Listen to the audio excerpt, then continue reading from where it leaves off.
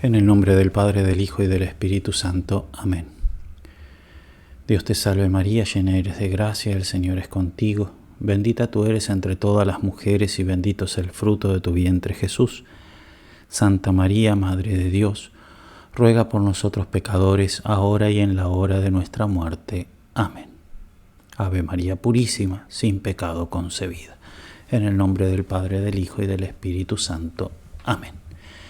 Bien, iniciamos lo que vendría a ser el capítulo 11 del libro Jesucristo Ideal del Monje de Don Columba Marmio. Este capítulo habla de la humildad.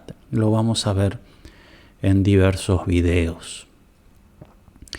Bien, a modo de presentación, Dios desea comunicarse al alma, dice el autor.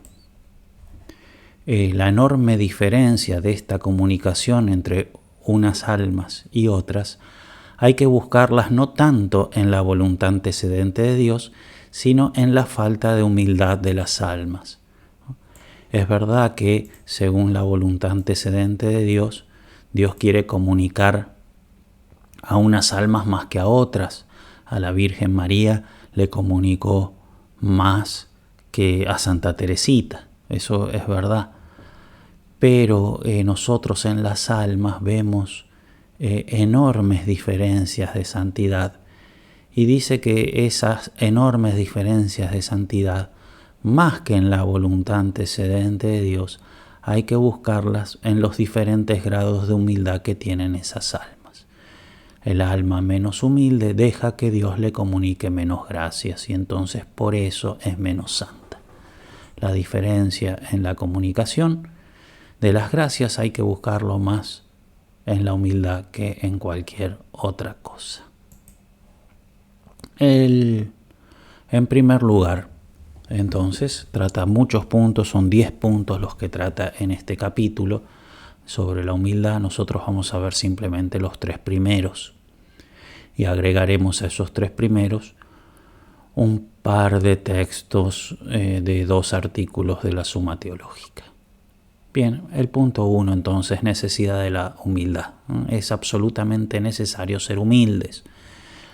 Y da diversos argumentos. En primer lugar, bíblico. Dios resiste a los soberbios, a los humildes en cambio da su gracia. Lo podemos ver en la primera carta de Pedro, lo podemos ver en Santiago. El orgullo se cierra a Dios, que es el único principio de santidad. No hay otro principio de santidad. No se puede llegar a la santidad por otro camino, sino es mediante los dones de Dios. Bien, el orgullo se cierra a esos dones y entonces el orgullo cierra la santidad. Lo propio del orgullo es pretender ser más de lo que uno es. Sea porque pretende poseer una perfección que no posee, el que pretende ser algo que de hecho no es, sea porque se pretende poseer la perfección que se posee, pero sin la ayuda de Dios. Entonces yo capaz que poseo este don, sí, pero pretendo poseerlo sin que fuese un don gratuito de Dios. No le reconozco a Dios que me lo dio Él y que sin Él yo no sería nada. Le robo a Dios el don que Él me ha dado. Bien. El orgullo por eso intenta arrebatarle a Dios su gloria, sea porque no reconozco, sea porque pretendo ser algo que no soy, o sea porque pretendo que la gloria que tengo no es de Dios sino mía. Haciendo así, se aleja de Dios y se sumerge en la nada. Por otra parte, es necesario que Dios resista al soberbio, porque no puede él mezclarse con una actitud orgullosa. Entonces, todos los argumentos que hemos visto antes, ¿sí?, que el orgulloso le arrebata a Dios su gloria, eso es de parte del de la persona orgullosa. Ahora, de parte de Dios, ¿sí? La persona orgullosa se aleja de Dios porque le roba, porque pretende ser algo que no es, porque no está de acuerdo entonces con la voluntad divina. Pero de parte de Dios, Dios también se aleja del orgulloso. ¿Por qué? Porque no se puede mezclar con esa actitud orgullosa. No puede Dios mezclarse con eso. Por tanto, el orgullo es lo que más se opone a las comunicaciones divinas. Es un pecado que se opone a las comunicaciones, de suyo a las comunicaciones de Dios. ¿No? Como que va más directamente que otros pecados en contra de Dios. Todos los pecados van en contra de Dios, pero algunos más directos que otros, ¿no? El orgullo se opone directamente a las comunicaciones de Dios.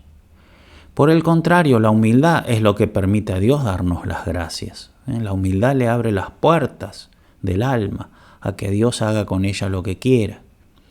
Dios es generoso con el alma humilde porque sabe que con las gracias que le da no se volverá orgullosa. Esto es muy importante. ¿Por qué? Porque debemos ser humildes, no solo para no robar a Dios las gracias que ya nos dio, sino también para mostrar que no le robaremos las próximas. Entonces, si Dios me dio gracias de grado 5 y mi humildad no se enorgullece con esas gracias de grado 5, bien, perfecto, yo tengo esas gracias de grado 5 y no soy orgulloso, perfecto. Pero si mi humildad llega hasta eso nada más, no me va a dar gracias mayores, no me va a dar grado 6, 10, 20. En cambio, si yo tengo gracias grado 5, pero mi humildad está abierta a seguir siendo humilde por más que le dé gracias 1000, y Dios me va a dar gracias 1000.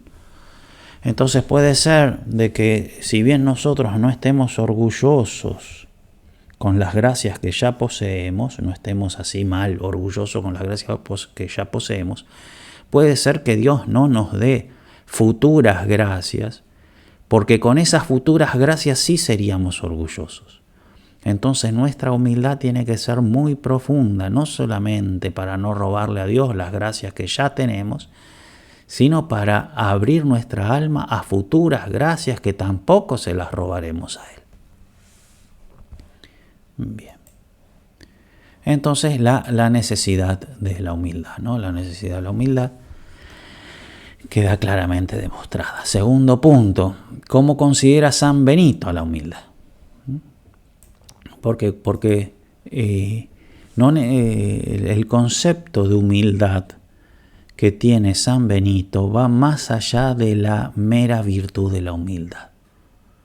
Por eso San Benito no se refiere, cuando habla de humildad, no se refiere solamente a la virtud de la humildad, sino a toda una actitud de la persona, del monje en este caso, toda una actitud de la persona que incluye, sí, como centro la humildad, pero implica también muchas otras cosas.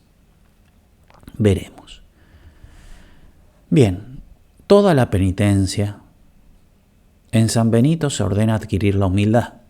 Esto nos muestra de que se trata de algo absolutamente central, ¿sí? La penitencia en sí misma no vale absolutamente nada si no te hace humilde. El objetivo de la penitencia es ese, ¿no? Es hacer humilde al alma. El camino de la humildad se identifica en San Benito con el camino de la santidad, algo parecido a lo de San Ignacio, ¿no? Que pone grados de humildad, 3 grados de humildad, ¿no? El camino de la humildad se identifica con el camino de la santidad. Describe el camino de la santidad de la persona en la humildad. Podría haberlo hecho de otro modo, por ejemplo en la oración, ¿no? Yo puedo describir el grado de cómo sube en el grado de santidad de la persona según cómo va subiendo en su grado de oración. Eso lo puedo hacer. cómo va subiendo en diversas cosas, pero San Benito elige la humildad, describe cómo crece la persona en santidad, describiendo cómo crece en humildad. ¿Y por qué? Porque de ese modo pretende resaltar la necesidad de la sumisión de Dios. ¿Por qué? Porque se crece en la santidad. La santidad en nosotros es más una obra de Dios que nuestra. ¿No? El expresar el grado de santidad en otros aspectos capaz que no resalta tanto la necesidad de la sumisión a Dios como la humildad. Por eso San Benito, para mostrar de que en realidad la santidad es causada por Dios en el alma, va describiendo los grados de santidad o el progreso en la santidad según los grados de humildad o el progreso en la humildad. Ante la humildad, la acción de Dios es tan inmediata que el movimiento de humillación eleva el alma. Súper inmediata. Yo ahora a las 10 menos 10 crecí un grado de humildad. ¿Cuándo voy a crecer el grado? ¿Cuándo voy a crecer el grado de santidad? ¿Cuándo Dios va a actuar en mi alma? ¿Va a esperar hasta las 10:15? No. Si a las 10 menos 10 crecí un grado de humildad, instantáneamente, en ese momento, se hace presente la acción de Dios en mi alma y me hace crecer en santidad. Por eso es el mismo movimiento de humillación el que eleva el alma. De ahí el que se humilla será ensalzado. Por tanto, al más mínimo crecimiento en la humildad corresponde un crecimiento en la santidad. Se trata, como bien explica Santo Tomás, de una virtud que radica más bien en la parte apetitiva. Lo veremos al final cuando veamos el texto de Santo Tomás. Pero si bien hay un elemento cognoscitivo importante, porque yo reconozco lo que soy, y no me miento a mí mismo, no me pienso más de lo que soy, ¿sí? Yo reconozco lo que soy. En la humildad hay un elemento cognoscitivo importante. Es, sin embargo, una virtud de la parte apetitiva. ¿Por qué? Porque refrena. Lo principal de la humildad es refrenar el deseo de ser más de lo que soy. Santo Tomás lo va a poner como parte de la templanza, es del apetito concupiscible. La realidad es que todo lo tenemos recibido: naturaleza, perdón de los pecados, gracia. La humildad es la actitud interior que se complace con esa realidad. Se complace con esa realidad. No estoy triste por ser el hijo pródigo que pecó y en mi historial hay una historia de pecado, ¿sí? Sino que lo acepto, ¿sí? Tengo dolor de los pecados, me duelen los pecados, ¿no? Pero humildemente acepto mi realidad de pecador. No es que me enojo, ¿sí? Y me quiero rebelar y que me hubiese gustado ser como Santa Teresita. No. Humildemente acepto, ¿no? Entonces es el que reconoce sus límites de naturaleza, el que reconoce los pecados, ¿sí? Y el que reconoce la gracia recibida y se complace, ¿sí? del plan de Dios para la propia alma. No es que se complace de los pecados que cometió, no. Pero se complace, acepta humildemente esa realidad y se complace de necesitar del perdón de los pecados, o sea, de la acción de Jesús que me perdona. Bien. El verdaderamente humilde. Pero está más que nada en la complacencia, ¿sí? Se trata más bien de una virtud que radica en la parte apetitiva. Finalmente, último punto, fundamentos de la humildad. La humildad se funda en la reverencia a Dios. Una persona que no sabe que Dios existe puede hacer alarde de sus dones. Uy, mira qué inteligente que soy. Sí, yo no sé, no me di cuenta que Dios existe, veo las inteligencias de todos, yo soy el más inteligente, soy un capo, ¿no? Pero en cuanto conoce a Dios esa persona, se da cuenta que no es un capo, que por pura iniciativa divina, sin mérito absoluto para nada de uno, Dios le dio esa gracia. Por eso el reconocimiento de Dios tiene que llevar a la humildad. ¿Sí? Es el reconocimiento de lo que Dios es y el reconocimiento de su obra. El que conoce y reconoce a Dios se da cuenta que lo único que le corresponde a Él es servirlo. Servirlo. ¿No? Por eso de ese reconocimiento, de esa reverencia a Dios, se sigue el reconocimiento de la propia nada y la actitud de servirlo, ¿no? Son todos elementos de la humildad. Bien, esa reverencia a Dios es la que tenemos que buscar, conocerlo y reverenciarlo, ¿no?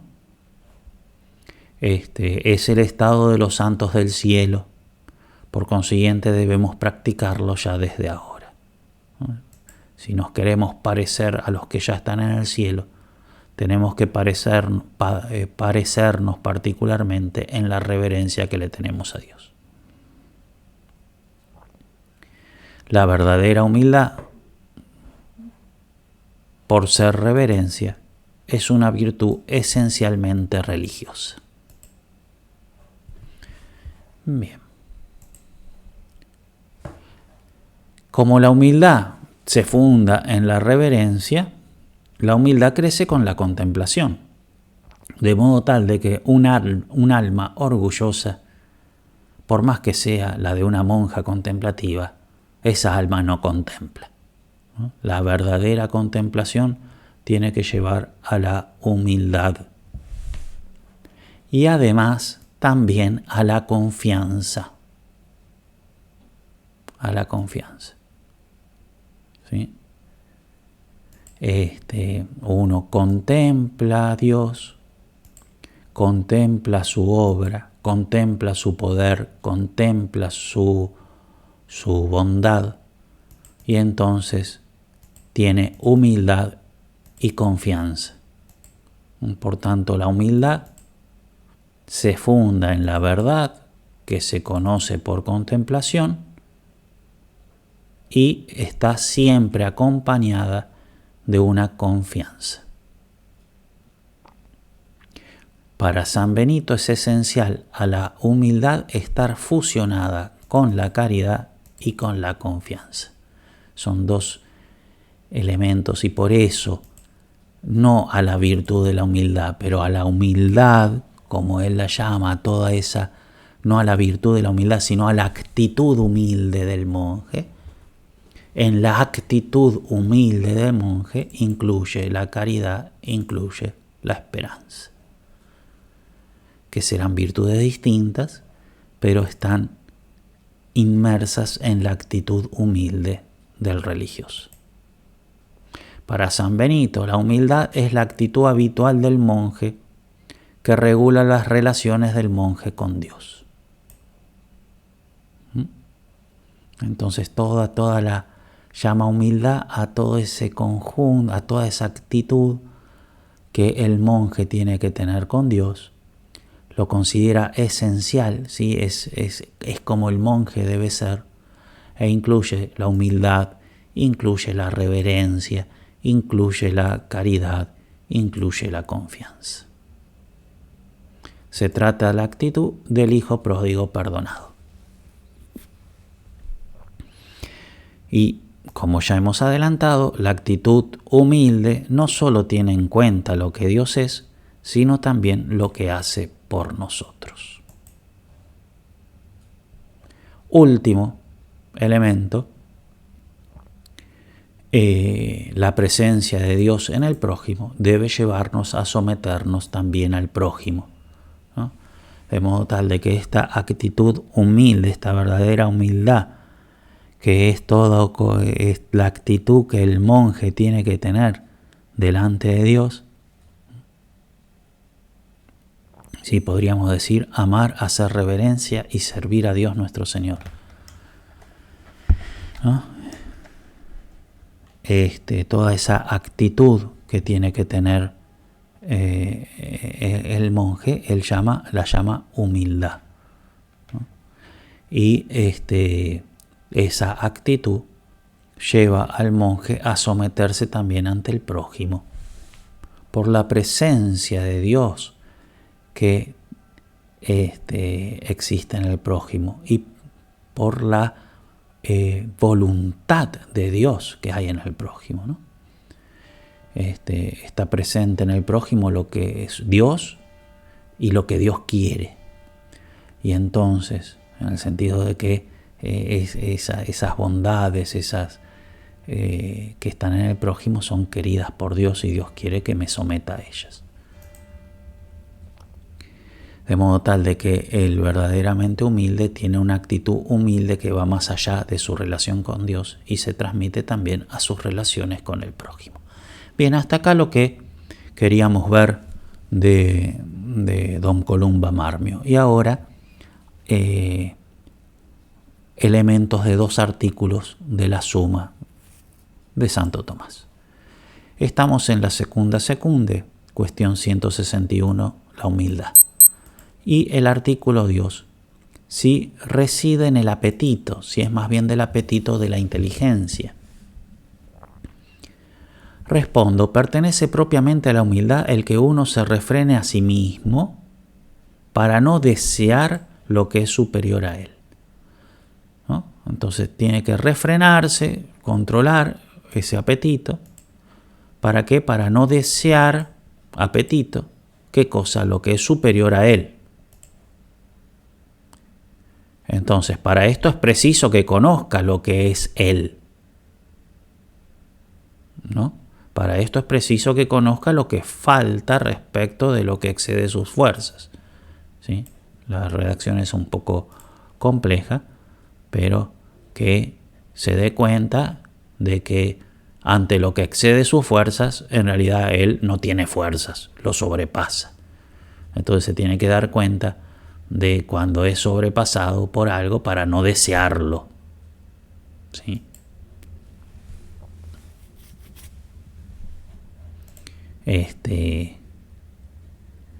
Bien, por eso el conocimiento de los defectos propios pertenece a la humildad como regla directiva del apetito. Pero la humildad consiste esencialmente en ese apetito. Por eso no debemos decir que la humildad tiene como misión esencial.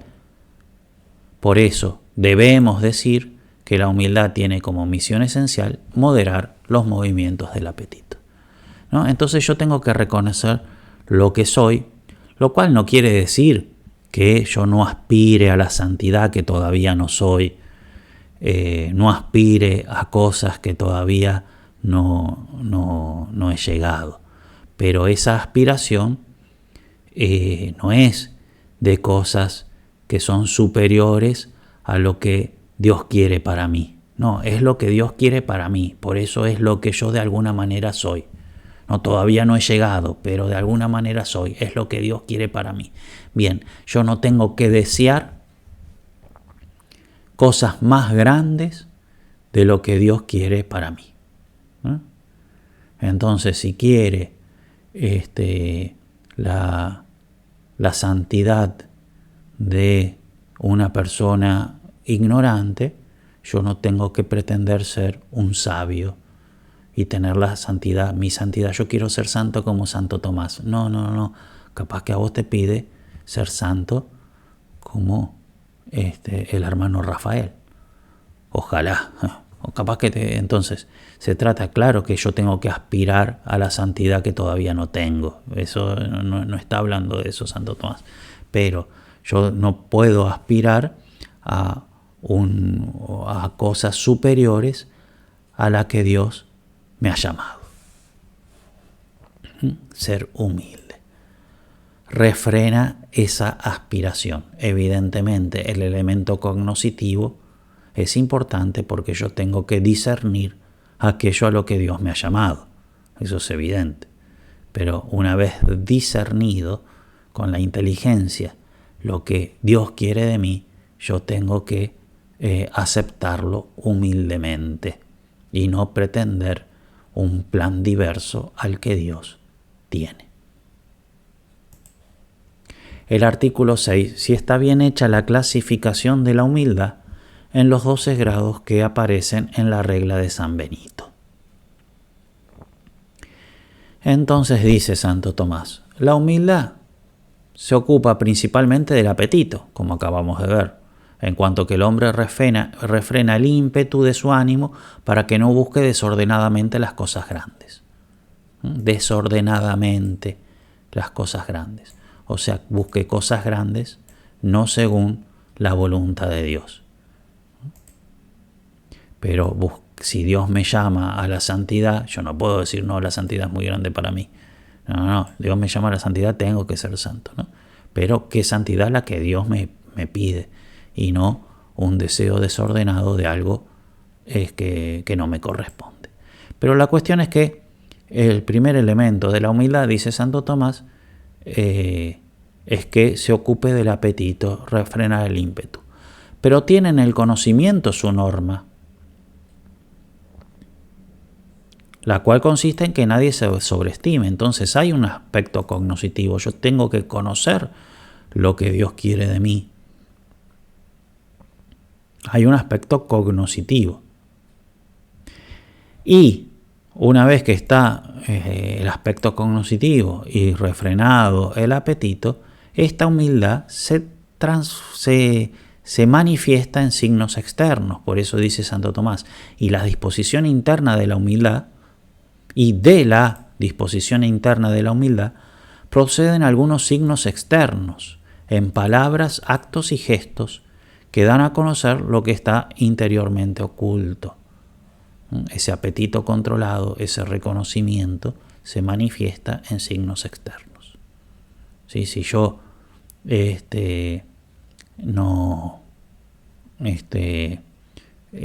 sé de que no soy muy inteligente, soy medio tonto, ¿sí? Y tengo refrenado mi apetito, cuando están hablando Fuentes y Latancio sobre un tema teológico, yo no los interrumpo, ¿sí? Diciendo, ¿no? Porque sé que mi opinión vale muy poco. Entonces se manifiesta en mi silencio, ¿no? Bien. Entonces, en base a esos elementos, se van a dar los grados de humildad. Eso es lo que dice Santo Tomás. Y a estos tres elementos, apetito, conocimiento y signos externos, falta uno, que es el fundamento. Entonces, el primer grado se refiere a la raíz de la humildad, al fundamento. Temer a Dios y conservar vivo el recuerdo de todos sus mandamientos. ¿Está? Todo el tema de la reverencia. Después, lo más importante era el apetito. Entonces, lo relativo al apetito. Hacer siempre la voluntad de Dios. ¿No? Hacer la voluntad de Dios. La humildad implica el refrenar lo que yo quiero por distinto a la voluntad de Dios. Entonces, hacer siempre la voluntad de Dios. El tercer grado, hacer lo que me manda el superior, porque refleja la voluntad de Dios. Y el cuarto grado, hacer todo esto, sea la voluntad de Dios o la que me manda el superior, cuando esto me cueste, agrega más humildad. ¿Por qué? Porque si el superior me manda comer helado, sí, es un acto de humildad, porque dice, no, yo ¿por qué voy a hacer lo que el superior me manda? Yo ahora no voy a comer helado. Pero bueno, no hago lo que el superior me manda porque soy humilde, me manda a comer helado y como helado, pero justo me está mandando algo que es fácil y que me gusta. En cambio, si me manda a hacer ayuno por 3 días, ahí ya me va a costar más y voy a requerir todavía más humildad. Entonces, en lo relativo al apetito, hacer la voluntad de Dios, hacer la voluntad del superior, que cuesta más, aunque en realidad es lo mismo, ¿no? Porque la voluntad de Dios se manifiesta en el superior, pero cuando se manifiesta en el superior, como el superior tiene sus límites, la humildad tiene que crecer. Y después, cuando me mandan cosas que me cuestan, tiene que crecer más todavía. Después, el otro elemento, lo relativo al conocimiento. Entonces, reconocimiento y confesión de los pecados propios.